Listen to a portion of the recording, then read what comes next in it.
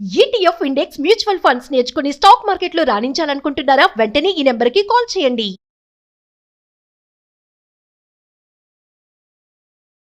నమస్తే రమగారు. నమస్తే జయ. రమగారు, కొంతమంది బాధపడుతూ ఉంటారు. నేను ఏ తప్పు చేయకపోయినా ఎప్పుడు నాకు అవమానం జరుగుతూనే ఉంది, అపవాదులు మోయాల్సి వస్తూనే ఉంది, అందులో నా ప్రమేయం లేదు, ఏదో పోనీ ఇంతున్నా ఇంత మోయాల్సి వస్తుంది అనేసి. దాని నుంచి అంటే ఎలా ఉంటారంటే కుంగిపోతారు రమగారు. నన్నే అన్నారు, నన్నే అన్నారు, నన్నే అన్నారు, నేనే బాధపడాల్సి వస్తుంది, నాకే ఇలా అవుతోంది అనేసి.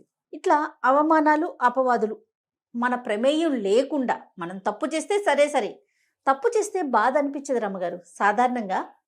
సరేలే నా నోటు అంటే అట్లా ఆలోచించరంటారేమో మరి. ఆలోచిస్తారు కానీ వాడికి లోపల తెలుసుగా, ఏదో డిఫెన్స్ ఇస్తారు, పర్వాలేదు, లైట్ తీసుకుంటారు. అదే మన తప్పు లేకుండా జరిగితే కొంతమంది అసలు వదలలేకపోతారు. చాలా మంది వదలలేరు. ఎవరో ఒకళ్ళిద్దరు వాడి పాపను వాడే పోతాడు అనుకునే వాళ్ళు లోక సహజంగా ఉండరు, చాలా తక్కువ. అవును అవును, స్ట్రెస్ ఫీల్ అయిపోతారు. అది వెన్నాడేసి నుంచి తీయలేకపోతారు రమ్మగారు. తిండి తిండ్రు, నిద్రపోరు, ఇంకా ఎంత నీరసంగా అయిపోయి వేరే పని మీద ఫోకస్ కూడా చేయరు. పోనీ మీరు అన్నట్లుగా వాడి పాపను వాడే పోతాడు, యూనివర్స్ చూస్తుంది, ఇట్లా ఓవరాల్ గా ఆలోచించుకోలేకపోతారు కదా. వీటి నుంచి బయటపడాలంటే ఎట్లా? మొదట స్ట్రాంగ్ మెంటాలిటీ డెవలప్ చేసుకోవాలి. అవును రమ్మగారు. మనసు దృఢపరచుకోవటం. నేను ఇక్కడే ఆగిపోతే ముందుకెళ్ళలేను, ఇక్కడ ఆగకూడదు, స్టక్ అయ్యానని చెప్తున్నారు చాలా మంది. నేను స్టక్ అయ్యా అక్కడే ఎంత స్టక్ అయిపోతావు నువ్వు. స్టక్ అవటం వల్ల నీకు ఏం ఉపయోగం జరిగిందో ఆలోచించు మొదట. అవును, నువ్వు ఏం పోగొట్టుకున్నావో కూడా నువ్వు ఆలోచిస్తే పోగొట్టుకున్నవి పెద్దవి, నువ్వు పొందింది చాలా తక్కువ, అసలు ఏం లేదు. స్టక్ అవడం ఒకటే మిగిలింది. ఏమేం పోగొట్టుకున్నాను స్టక్ అవటం వల్ల? చిన్న చిన్నవి చేయ, అత్తగారితోటో తోడుకోడలతోటో ఆడపడితోటో ఏదో తగాదా వస్తుంది. అవును, తగాదా లేదా అన్నదమ్ములతోటి ఇది బాగా కనపడుతోంది. అక్క చెల్లెళ్ళతోటి తగాదా వస్తే బిగుసిపోతారు ఇద్దరు. మామూలు వాక్యం, నువ్వే చేసావు, నువ్వు చిన్నప్పటి నుంచి ఇంతే, నువ్వు అప్పుడు కూడా అలాగే చేసావు అంటే నేనేం చేయలేదంటారు వీళ్ళు. నేనేం చేయలే, అప్పుడు అలా జరిగిందంటే రెండో వాళ్ళు దాన్ని ఒప్పుకోరు. వాళ్ళేమో ఇదే ఏదో చేసేసిందని వాళ్ళు నమ్ముతారు. నన్ను అన్నారో అని వీళ్ళు గింజుకుంటారు, ఇద్దరు బిగుస్తారు. క్రమంగా మాటలు మానేస్తారు. ఎక్కడైనా కనపడినా ఏదో తూష్ణీభావం వహిస్తూ ఉంటారు, అంతే.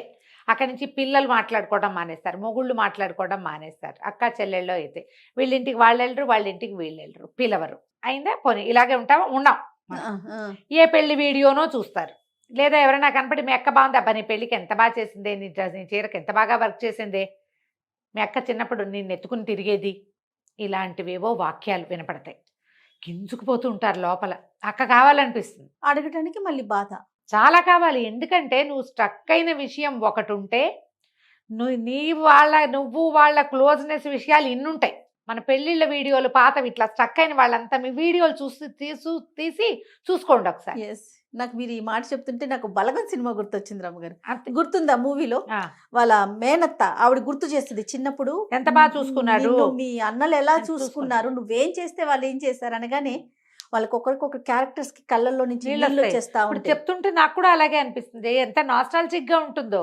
ఒక్కసారి మన పెళ్ళప్పుడు, మన చిన్నప్పుడు, మన స్కూల్కి వెళ్ళేటప్పుడు అక్కతో తగాదాలు వచ్చినవి ఎన్నున్నాయో, అక్క మనని బాగా చూసుకుంది కొన్ని వందలు ఉంటాయి. ఈ తగాదాన్ని పట్టుకుని ఇక్కడ స్ట్రక్ అయ్యి మనం దాన్ని వదిలిపెట్టేస్తాం. అవును, ముందుకెళ్ళలేకపోతాం. అవునండి, వెనక్కి వెళ్ళండి.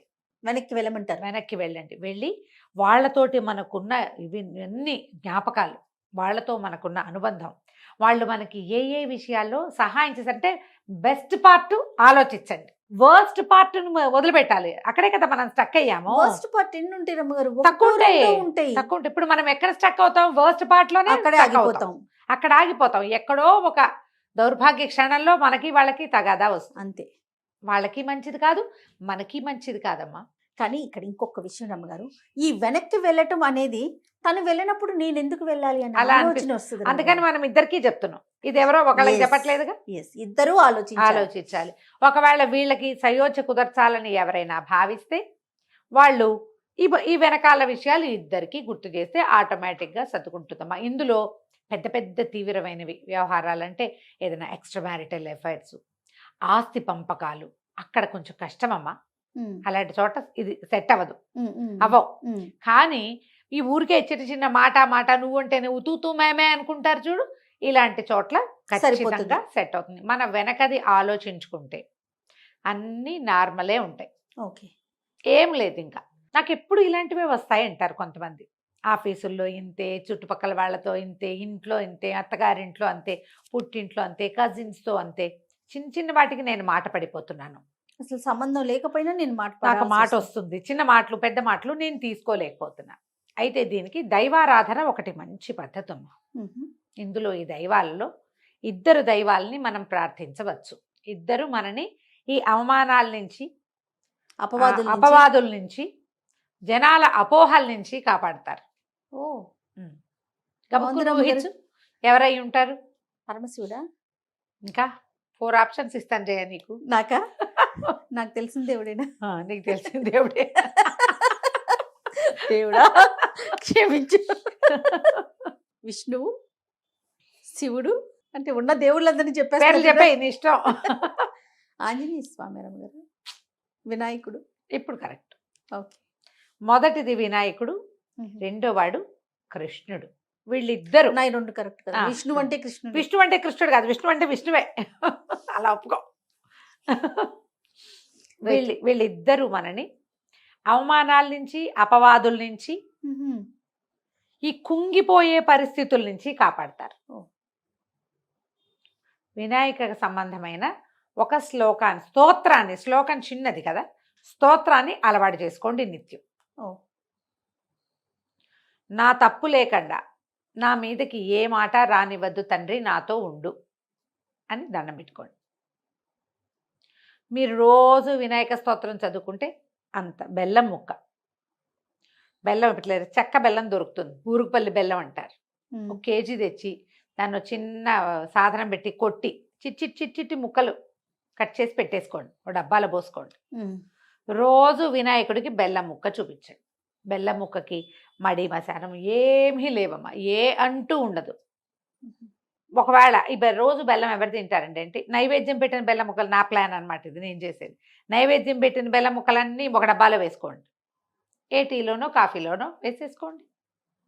పాయసాల్లో ప్రసాదాల్లో పనికిరాదు. టీలో బెల్లం వేసుకోండి, చాలా బాగుంటుంది.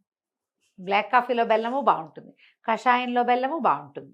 అసలు మీరు ఏం చెప్పదలుచుకున్నారు రమ్మ గారు? కాబట్టి బెల్లం ఎలాగా అన్న అనుమానం మీకు లేకుండా చెప్తున్నాను. నెక్స్ట్ ప్రశ్న అదే ఉంటుంది, ముందే చెప్పేసి. సరే, వినాయకుడికి ఏం చదువుకోవాలి? వినాయకుడికి మనము తెలుగు పద్యాలు దొరుకుతాయి, అవి చదువుకోవచ్చు. తర్వాత ఏమో ద్వాదశ నామావళి ఒకటి ఉంటుంది వినాయకుడిది, షోడశ నామావళి ఒకటి ఉంది.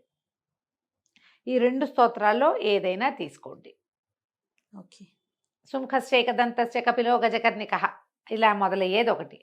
ప్రణమ్య శిరసాదేవం గౌరీపుత్రం వినాయకం భక్తావాసం స్మరే నిత్యం ఆయుఃకామార్థ సిద్ధయే, ఇది ఒకటి స్తోత్రం. ఈ స్తోత్ర నిధి యాప్లో 2 దొరుకుతాయమ్మా. వినాయక స్తోత్రాలు ఓపెన్ చేసి చూసుకోండి, స్తోత్ర నిధి పెట్టుకోండి ఫోన్లో. ఎక్కువ స్పేస్ ఏం తీసుకోవద్దు, తక్కువ స్పేస్ తీసుకుంటుంది. మీరు చాలా స్తోత్రాలు అందులో దొరుకుతాయి, తప్పులు కూడా లేవు. ఓకే. ఈ వినాయక స్తోత్రాల్లో ఒకటి రోజు చదువుకోండి. ఎంతోసేపు పట్టదమ్మా, 2 నిమిషాలు నోటికి వచ్చేసింది అనుకోండి. మరి ఇవి రెండింటిని మనము విష్ణు సహస్రనామం చదువుకున్న దాంట్లోనే ప్రణమ్య శిరసా దేవం గౌరీపుత్రం వినాయకం భక్తావాసం స్మరే నిత్యం ఆయుఃకామార్థ సిద్ధయే, ఇంతే. చూడు ఎంత బాగుందో. ఇదే ఫ్లోలో చదువుకోవచ్చు. ఈ ఫ్లోలో మిగిలిన అన్ని పదాలని, అందులో పెద్ద పెద్ద సమాసాలు అవి లేవు. ఇంత కూడా మా వల్ల కాదండి, నేను చేయలేను ఇంత. ఇంకా ఈజీ చెప్పండి అంటే రోజు శుక్లాంబరధరము అగజానన పద్మార్కము చదువుకోండి. ఈ 2 అందరికీ వస్తాయి కదా. పిల్లలకి మనం మొదట నేర్పించేదే అవును వినాయక స్తుతి. ఈ 2 శ్లోకాలు పెట్టుకోండి. బెల్లం ముక్క కామన్ దేనికైనా. ఒక దీపం పెట్టడం, ఒక అగరబత్తి వెలిగించడం, చదువుకోండి. మీరు ఏం చదువుకుంటారో అన్నీ చదువుకోండి, ఏమి చదువుకోండి, ఇది ఒకటే చదువుకోండి, మీ ఇష్టం. దీని తర్వాత వాడు కృష్ణుడికి సంబంధించిన ఏదైనా ఒక స్తోత్రం తీసుకోండి. మా భాగవతంలో ధ్రువుడికి నారదుడు ఉపదేశించినది ఓం నమో భగవతే వాసుదేవాయ కనపడుతుంది క్లియర్గా. ఎవరైనా పురోహితుడు మన ఇంటికి వచ్చేవాళ్ళు ఉంటే వాసుదేవ మంత్రం ఉపదేశించండి గురుగారు అని ఉపదేశం పుచ్చుకోవచ్చు. లేరు, మనమే ఓం నమో భగవతే వాసుదేవాయ చెప్పుకోవచ్చు. రమ్మగారు, ఎప్పుడు నేను ఒకటి ఈ విషయం అడుగుదాం అనుకుంటున్నాను. మనం చదువుకునే దానికి అదే మంత్రం గురువు ఉపదేశించిన దానికి తేడా ఏముంటుందండి? చాలా ఉంటుంది జయ. ఒక గురువు దగ్గర నేను ఉపదేశం తీసుకున్నాను ఈ మంత్రం అని చెప్తూ ఉపదేశం ఉంటారు. తీసుకుంటే ఉపదేశం వల్ల ఏమవుతుంది, గురు ఉపదేశం వల్ల సరైన దారిలో నడుస్తాం మొదటిది. మ్హూ. ఏం చేయాలి ఏం చేయకూడదు అనే క్లారిటీ ఉంటుంది రెండోది. మూడోది, నువ్వేదైనా పొరపాటు చేస్తే నిన్ను దిద్దుతాడు గురువు. నీవేదైనా తప్పు చేస్తే నీకు ఉపదేశించిన గురువుదే ఆ తప్పు, కానీ నీ తప్పు కాదు. నువ్వు తప్పు చదువుతుంటే నీ కరెక్టే నీ వరకు. ఆ తప్పుల మోత గురువు తీసుకుంటాడు. మనం చీకటిగా ఉంది జయ, ఎక్కడికో వెళ్తున్నాం, లైట్ లేవు, దారి తెలీదు, కళ్ళు పొడుచుకున్న కానరాంది చీకటి. ఈ చీకట్లో ఎట్లా అట్లా అట్లా అట్లా తడువుకుంటూ వెళ్ళినా వెళ్తావు నువ్వు, అక్కడికి అడంగు చేరతావు ఎప్పటికో ఒకప్పటికి. ఎవరైనా మన చేయి పుచ్చుకున్నారు, మన ముందు నడుస్తున్నారు, మన చెయ్యి పుచ్చుకుని చెయ్యి వెనక్కి చెయ్యి అందించి నడుస్తున్నారు, అతనిలోంచి ఒక కాంతి వస్తావు. ఆ కాంతిలో నువ్వు నడిచి వెళ్ళిపోతావు చూడు, సులువుగా. ఏది ఈజీ ఇదే అదే. అంతేకా, పట్టుకుని నడిపిస్తేనే కదా సులువుగా వెళ్ళిపోతాం. ఒకవేళ నిన్ను గోతలో దింపాడు అనుకో ఆయన, ఆ ముందు తీసుకెళ్ళేవాడు, నీ తప్పు కాదు, గోతలో దిగిన తప్పేం ఉండదు నీకు, గురువుది తప్పు అవుతుంది. ఇప్పుడు అందుకని ఆధ్యాత్మిక గురువు అనేది మనం ఎప్పుడు చెప్పుకుంటాము, ఎవరైనా గట్టిగా ఈ మంత్రాల్ని దీంట్లో ఉన్నవాళ్ళు, ఉపదేశం ఇవ్వగలిగే అర్హత ఉన్నవాళ్ళు, వాళ్ళు కూడా ఆ అర్హత ఉన్న గొప్పవాళ్ళు కూడా అందరికీ ఇచ్చేయరు. ఎవరు దీనికి తగిన వాళ్ళో పాత్రత చూసి చేసుకోగలిగే దాన్ని చూసే ఇస్తారు. అందుకని యూట్యూబ్ గురువులు అనుకోకండి, మామూలుగా చెప్తాను. నేను చెప్పినా కూడా అంతే, నన్ను గురువుగా అనుకోకండి అమ్మా. మంచి మాట చెప్పడానికి, మంత్రానికి మనం పనికిరం, శ్లోకానికి పనికొస్తాం. ఈ శ్లోకం చదువుకోండి అని చెప్పచ్చు. మంత్రము డిఫరెంట్ ఫ్రమ్ శ్లోకం సార్వజనీయమైంది, చదువుకోవచ్చు అందరూ. మంత్రం అట్లా కాదు, వచ్చే పవర్ హౌస్ అది. ఇక్కడ కూడా అంతే, మీరు చదువుకోదలుచుకుంటే ఓం నమో భగవతే వాసుదేవాయ చదువుకోండి. లేదు మీకు వచ్చు, చక్కగా కృష్ణాష్టకం చదువుకోండి. కృష్ణ నాతో ఉండు తండ్రి, నన్ను తీసుకెళ్ళు సరిగ్గా, నాకు ఏ ఇబ్బందులు రానివ్వద్దు, నాతో ఉండు. నువ్వు మీతో ఎప్పుడు ఉంటాడు, ఎవరైనా మనతో ఎప్పుడు ఉంటారు జయ, మనం ఉంచుకుంటే కాదు, అంతేగా ఉంచుకోవాలి. ఇప్పుడు పిలవాలి, మనం పిలిస్తే వస్తాడు, ఉంచుకోవాలి. కృష్ణుడు పిలిస్తే గాని రాడమ్మా. అసలు విష్ణుతత్వమే పిలిస్తే గాని రాని తత్వం. చాలా పిలవాలి, పిలిచేదాకా రాడు. మనం అదే చూస్తాం కదా, ఏమిటి గజేంద్ర మోక్షంలో వాడు ఫైట్ చేసి చేసి చేసి చేసి చేసి దుంప తెంచుకున్న నాళ్ళు రాలేదు. ప్రాణాలు ఠావులు తప్పుతున్నాయి, తండ్రి నువ్వెవరో నాకు తెలీదు, రావవే వరద, కావే ఈశ్వర అని పిలిచాడు. అప్పుడు రావే వరద అని పిలిచాడు. నువ్వెవడివో తెలీదు నాకు, నువ్వెక్కడుంటావో తెలీదు, ఎలా ఉంటావో తెలీదు, కానీ నువ్వెవడివో ఒకడి ఉన్నావు. ఆ ఉన్నవాడెవడో నన్ను రక్షించాలంటే ఉన్నవాడెవడు, జగన్నియామకుడైన విష్ణువు పరిగెత్తుకుంటూ వచ్చాడు. పిలిస్తే వస్తాడమ్మా, కృష్ణుణ్ణి పిలిచేదాకా రాడు, చూస్తూ ఉంటాడు మనకేసి. నువ్వు భగవంతుడి వైపు ఎప్పుడు చేయి చాపుతాం జయ, మనం చేతకానప్పుడు చేయి చాపాలమ్మా, చేతకానప్పుడు చేయి చాపాలి. రోజు ఆయన్ని మనతో ఉంచుకోవాలి. ఉంచుకోవటం వేరు, చేయి చాపటం వేరు. అవునండి. దేవుడా నన్ను రక్షించు, రోజు నువ్వు భగవంతుడా మమ్మల్ని పుట్టించావు, నిన్ను నేను అర్చిస్తానని అర్చన. కృష్ణాష్టకం చదువుకోండి, అది కూడా మనం విష్ణు సహస్రనామం లాగానే చదువుకోవచ్చు. స్తోత్ర నిధులు ఇది కూడా దొరుకుతుందండి. నేను స్తోత్ర నిధిని ప్రమోట్ చేస్తున్నట్టుంది, కానీ ఉపయోగపడే విషయం కాబట్టి చెప్పాలనుకుంటున్నా. మీకు స్పష్టంగా అనిపించింది. వసుదేవ సుతం దేవం కంస చాణూరమర్దనం దేవకీ పరమానందం కృష్ణం వందే జగద్గురుం. చూడు కృష్ణ ఎంత సింపుల్ గా ఉంది. సింపుల్ పదాలతోటి తేలికపాటి స్తోత్రం, 8 శ్లోకాలు, ఒక ఫలశ్రుతి శ్లోకం, 9 శ్లోకాలు, 2 నిమిషాల్లో అయిపోతుంది. ఓకే, కాబట్టి ఇది చదువుకోండి. మిమ్మల్ని వినాయకుడు కానీ కృష్ణుడు కానీ ఇద్దరిని చదువుకుంటామంటే ఇద్దరిని మహదానందంగా చదువుకోండమ్మా. మీరు రోజువారీ ఏ నివేదన పెడుతున్నారో కృష్ణుడికి అదే నివేదన పెట్టచ్చు, వినాయకుడికి మాత్రం బెల్లం పెట్టాలి. దీనివల్ల మీకు అపవాదులు, అపనిందలు, అవమానాలు, చిన్న చిన్న వాటికి చిన్నబుచ్చేసుకోవాల్సిన పరిస్థితి, దాని నుంచి కొంత మీరు తప్పుకుంటారు. దీంతోపాటు మీరు మానవ ప్రయత్నంగా జాగ్రత్తగా ఉండండి. ప్రతి దాని నుంచి మనం ఒక పాఠం నేర్చుకుంటూ ఉండాలి. జీవితంలో ఏమవుతుంది, ఓ దెబ్బ తగిలితే ఓహో ఇక్కడ కాలు వేయకూడదు, ముందుకు వెళ్ళకూడదు, ఇక్కడ గడప ఉంది, ఇక్కడ గట్టు ఉంది, తెలుసుకుంటాం కదా. తెలుసుకోండి, తెలుసుకునే ప్రయత్నం చేస్తూ భగవంతుడిని తోడు తీసుకుని ముందుకెళ్ళండి. ఈజీగా ఉంటుంది అప్పుడు. తప్పకుండా రమ్మగారు. నమస్తే. నమస్తే జయ.